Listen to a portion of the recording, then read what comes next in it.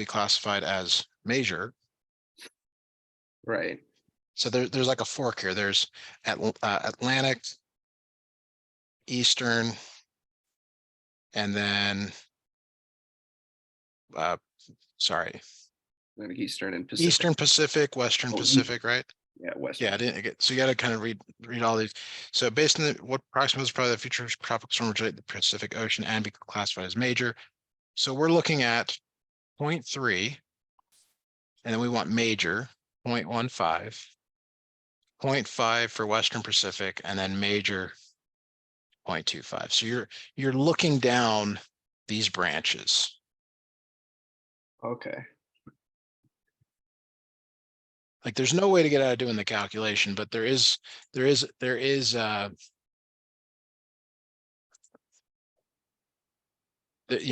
need to actually maybe draw something or sketch something real quick. So you've got to find the product of Right. these two and add them together. Okay. So it's kind of just doing like the little bit of a tree Yes, situation. as needed. Yeah. Okay. So we're looking for the future will originate in the Pacific Ocean and be classified as major. So that includes the Eastern and Western Pacific. Yeah. And I almost misread that because I didn't realize they were dividing up Eastern and Western Pacific. I don't really think the direction with that, but okay. Okay. So we have 0.3, 0.15, or no, 5. Okay. And then next thing to do is there's a formula for it. I can't think of it off the top of my head though, isn't there? Like we have to add up the probabilities. Yeah, you're gonna find the product of each of these because it's an and then you add them together. 0.3 times 0.15 plus 0.5 times 0.25. Oh, times. Okay, so it's multiplication, not addition. When you go down the branch, you multiply. Okay. Go down the branch and multiply by 5. 1.25. What about the old calculator?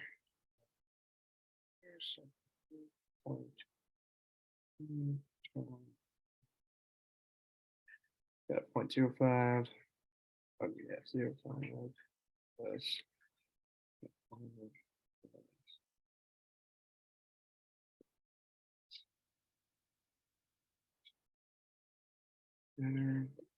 Well, oh gosh darn it.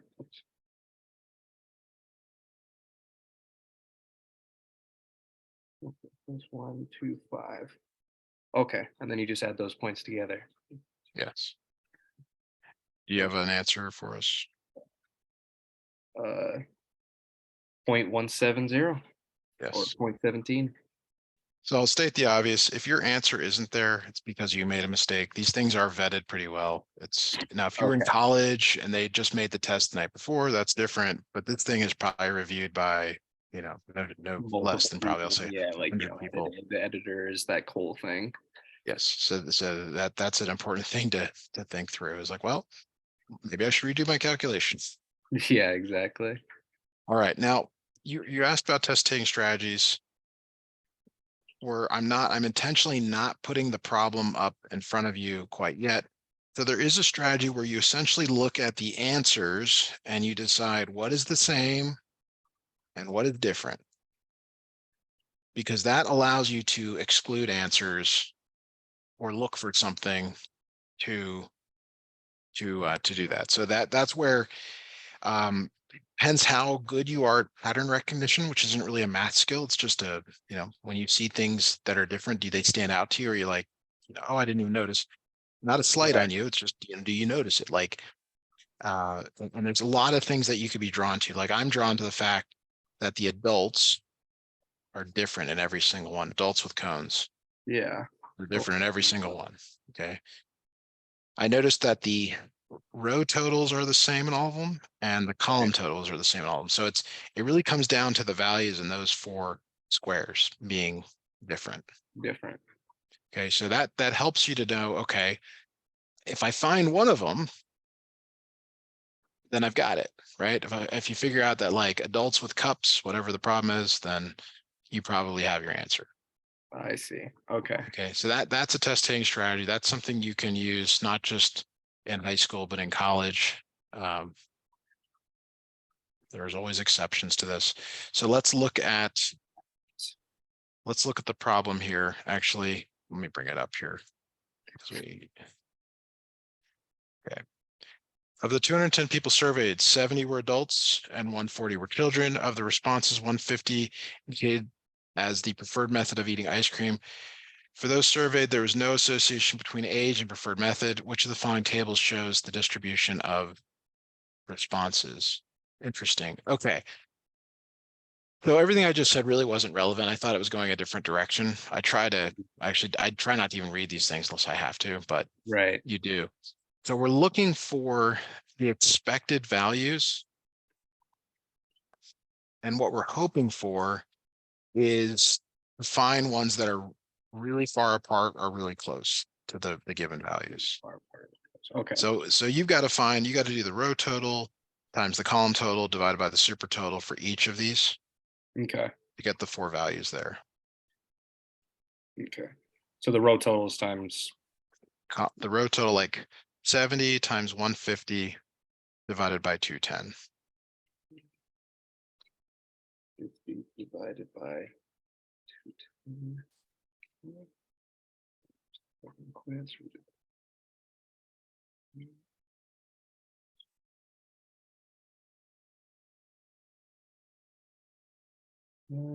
That brings it to 50.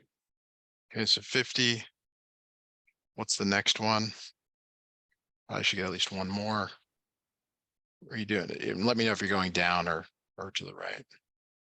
Yeah, I started with the 150 and the 70, and then was it 60?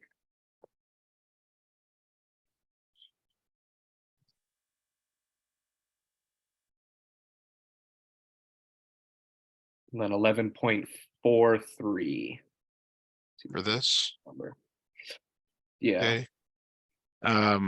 So I don't want to waste a ton of time here, but what we're looking for here is the no association the null or alternative? The no association is the null. Okay. So if the null is true, that means that the expected values should be really close to the actual values. Okay. So that kind of, like, I'm looking at the C's looking pretty good. I mean, 50 and 20, I was hoping that was a little larger. 70 Right. times 60 divided by 210, but it is what it is.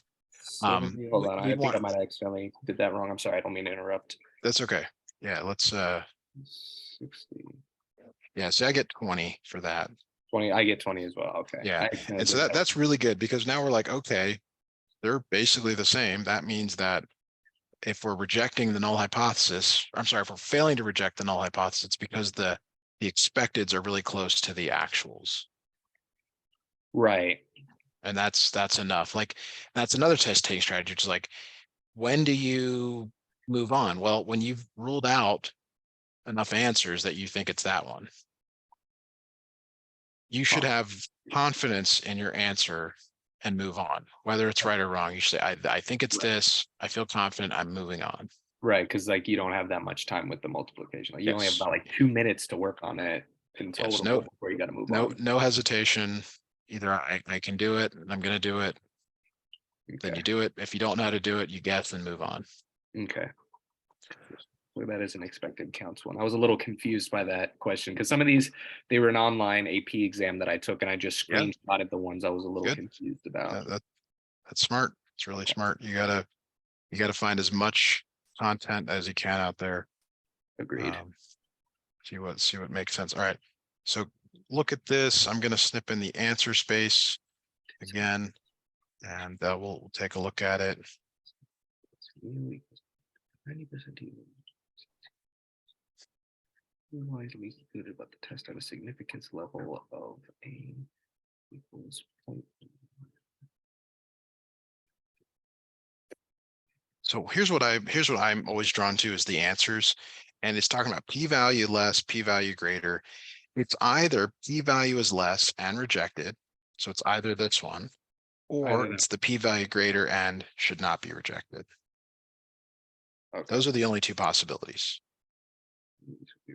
Right, and then E is just one of those distractor ones that seems. Yes, exactly. So in terms of the end, you asked about test taking strategies. Guessing with 2 is better than guessing with 5. Hmm. So if you can do, we said before, if you don't know how to do it, you can move on. But if you can get it down to 2, it's better to do that and guess than to guessing at 5. Okay. All right. This one says if a 90% T interval constructed from the same sample contains the value of 100. They're saying there's some interval, but it contains 100. Basically, you have to decide if this is a reject or fail to reject situation. Just based off of that. Yes. And I can just tell you the answer if you don't want to guess or don't remember, but this is a straightforward. So would it be less than 10 or p-value is less than 0.10?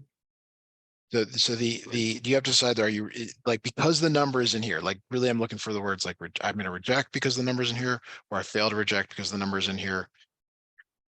Okay. It surrounds the mean that you think it is. Okay. So that's like trying to tell you, like, it surrounds the value that you think it should be. Okay. So this is a fail to reject. It's a fail to reject. Because it's surrounding the number you think it should be. Okay. The mu. The mu. And that would be, the p-value would make that greater than 10 or 0.1. Yeah. Or whatever. We don't even care, but whatever it is. Yeah. Yeah. Huh. Okay. Interesting. There is a way to do these questions fast.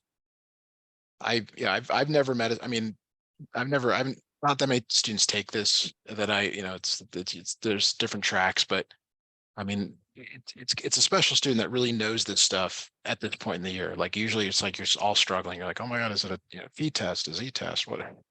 Right. What is it? There's two So sample, chi-square, all that. there's so much here. Yeah. So it doesn't surprise that there's still a lot of confusion. Test taking strategy. Which of the following is the best interpretation of the slope of the regression line? Do you need to read this? Probably not. There's no numbers. No, because you have the regression line right here. Yes. The slope tells you that as age goes up, the height goes up. Right. So Like seriously, I'm not reading this. Like Yeah. when we do lessons, I'm not reading this stuff. I'm going right to this and trying to help you go to over here. like understand. Yeah. So Yeah. which one says that as age goes up, the height goes up by 0.48? Meter each year. The height increases on average by 4.8 each year. The height increases on average by 2.9 each year. Increases on average by each four. No, that's not it. Okay, so those. The answer has to have 0.48 in it. Right. 1 meter each 4 years. So it's not that one. Not that one.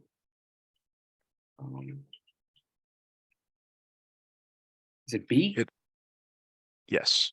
It is. I was also going to say it does not have the 0.29 in it. That's another way to eliminate some answers. Right. Yeah, that's You kind can of like what I do in my head. Is like, okay, I cross that one out, just like process of elimination. Yes. Good. Okay. Right. A problem for you to think about. Go right to the last sentence. Which of the following? That's kind of the way to read these. Go ahead. Bias and variance of the estimated researchers increase the sample size to 1,300. So this is one of those like where it went from to. It was 800. It went to 1,300. How does variance get affected by n? Oh, and by the way, do you get a reference sheet, A reference sheet? like a formula sheet? Oh yeah, no, they always give you those. Like, Do you know what it looks like? Have you seen one? Yes, yeah, we use them in class all the time. Okay. So that one of the things that could help you while you're studying is to have that out and know where to look for some of these formulas. So you're not wasting time looking for that. Right. See. I don't know if I have it on me here. Wait. That's okay. So, but variance typically is sigma squared divided by N.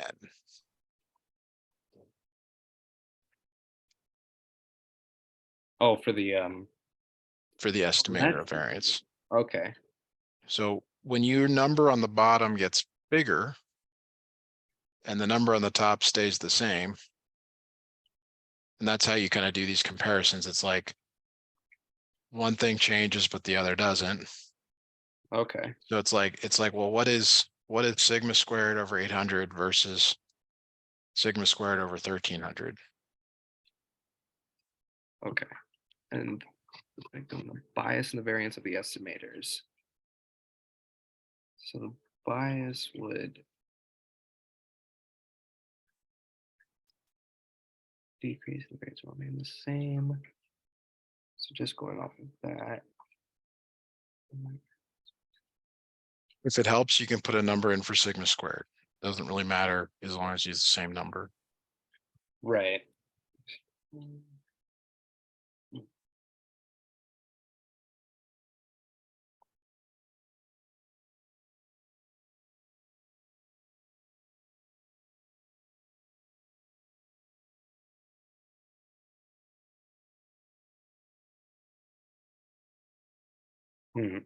Okay, so it seems that the bias will decrease.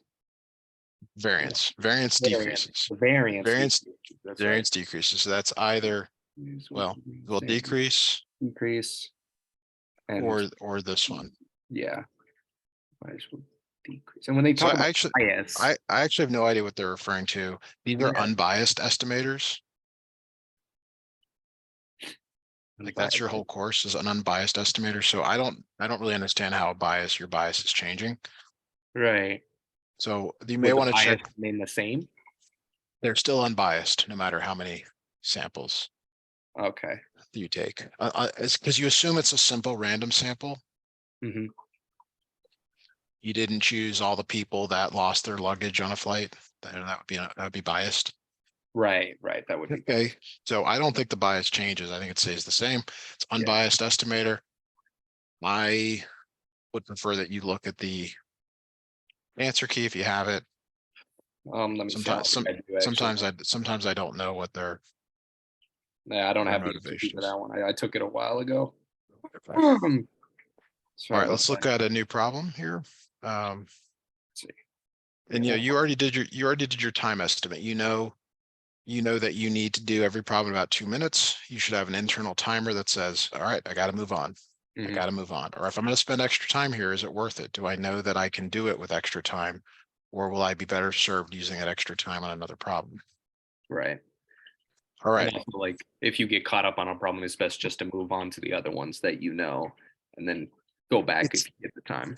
I look at it as a tree here. I look at it as a tree as I know it and I'm going to solve it. That's best case. Right. Second best case is I don't know it and I can't solve it because then you just guess. Right. But if you know it and you're not sure how to solve it, or you don't know it, but you think you can figure it out, that's where you're going to spend the bulk of your time Hmm. deciding, do they transition to, okay, I can solve it, or I have no idea, I'm going to guess. Yeah. All right, so back to this problem here, start from the end here. Based on the distribution shown, what is the mean cost per customer for this performance? Okay, so the thing here is that we need to decide how many tickets people purchase. Okay, 1, 2, 3, 4, 5. So we really need to find the average number of tickets purchased, but then multiply it by 12. Okay. Now, a small shortcut would be to change 1 to 12, 2 to 24, 3 to 36, 4 to 48, and 5 to 60, because then your mean is the true cost. If you do it with 1, 2, 3, 4, 5, well, you're going to get the mean number of tickets, and you still have to multiply that by 12. Right. Huh. So it's your choice, but it's the summation of x times p of x. You're either going to multiply 1 times 0.2 and 2 times 0.45 and 3 times 0.1 and so on and add those together, or 12 times 0.2, 24 times 0.45 and so on. 12 times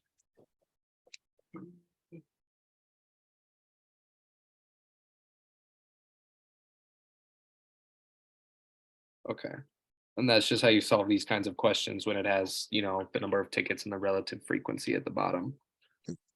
Or it's an X, either that's your X or that's your X and that's your P of X. I think we did this one last time and it was like 2450 or 2940. It's one of those. I wanna say. Yeah, so as well. Mm,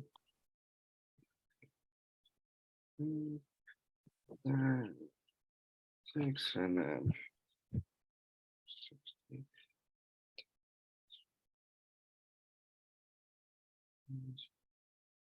All right, we are essentially out of time. I don't know if you're still Oh, calculating, but oh, it's okay. you're welcome to finish up if you want.